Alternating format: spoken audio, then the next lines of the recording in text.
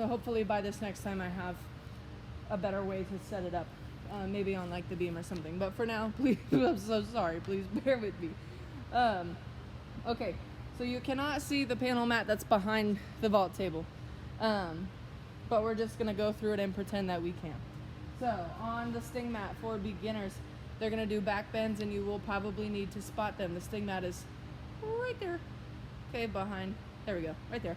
I would encourage it that you spot them, especially if they say, oh, well, I learned it at said tumbling place or said at home.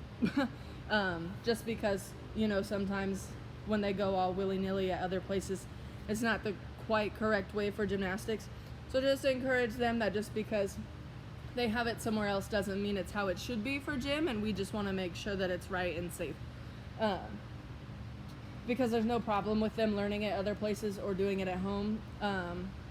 But, you know, sometimes when you see that come into the gym, you kind of flinch, and you don't want them to see that because they think they're doing a good job. So just figure out a way to navigate how to talk to them about that if they bring that to you. So for beginner, the octagon will be on the other side of the floor.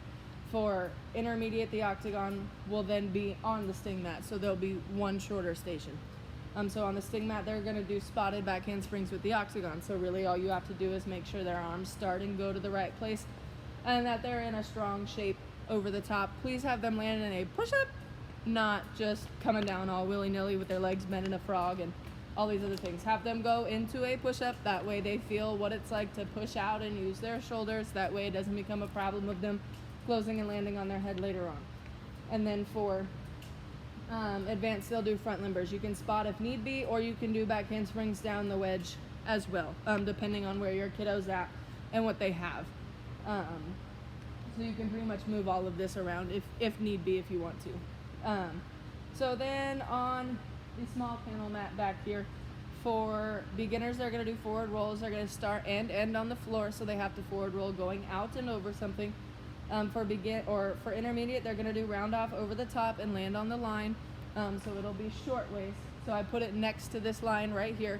The panel mat is literally all the way on this side, but it's near this line still. And you can turn it sideways, and they're just going to try and round off over the panel mat and land their feet straight on the line. That way they know they're going in a straight line or not. And then for advanced, they're going to do handstands, land in a bridge on the panel, and then kick over. Most of them probably can do it on the floor, but this is working, having them straight legs a little bit easier for them. Then on this big panel mat right here that's all the way in front of us, they're going to do candlestick to stand-ups with no hands this time for beginner. Handstand forward roll onto the panel for intermediate, so handstand on the floor right there. And then they'll close their shoulders enough to where their shoulders land on the panel mat, and then they should be able to roll and stand up. And then for advanced, they're going to round off up onto the panel mat, rebound on the panel mat. So hands will go on the floor, feet will land on the panel mat, working on getting their hands off the floor quick enough and their feet to the ground quick enough to be able to bounce and stand up on that panel mat. The ball back here in front of the mirror, whoop, right there. They're going to do snap turns holding the ball, look for themselves as they turn around. In beginner, so they need to start facing away from the mirror, and as they turn with the ball, they'll look for the mirror so they can start working on spotting and helping them where to go. Same thing for intermediate, except if you want to, you can have them step out and finish if they're ready for it, but the spotting the mirror is most important. And advanced is half turn and passe, look for self as they turn around also. So really just working on looking where you're going and not looking down at the ground. That way you know when to stop, and how far around is how far you need to be around. Then we're going to turn in. Oh, geez. All right, there we go. Next two. So for beginner on the springboard, they're going to do split jumps and land on this line right in front of them. That way they don't jump too far out.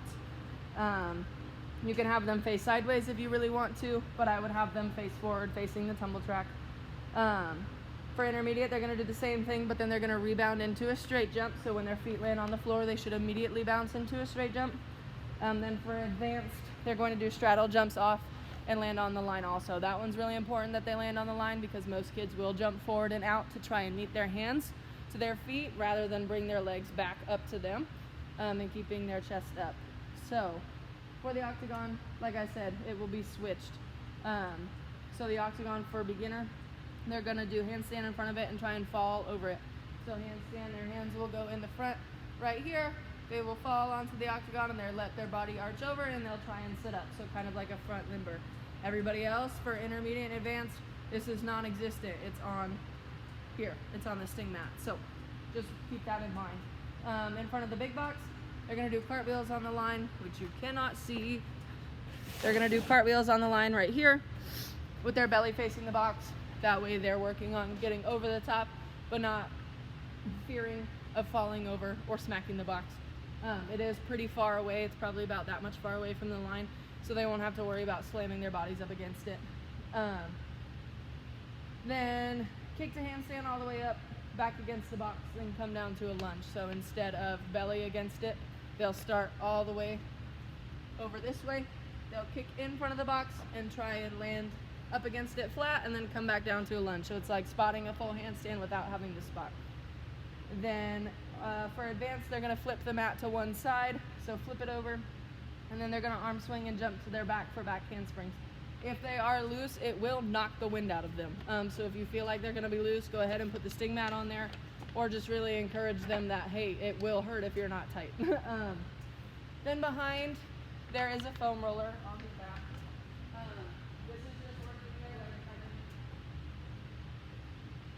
It seemed to do really well over the summer. So all you're gonna do is have them sit, and their knees are gonna be draped over it, and they're gonna be fully relaxed. Okay, you can have them go both legs at one time squeezing. You can have them go one leg, then the other. You can have them go one and at the same time. Okay, however you feel like.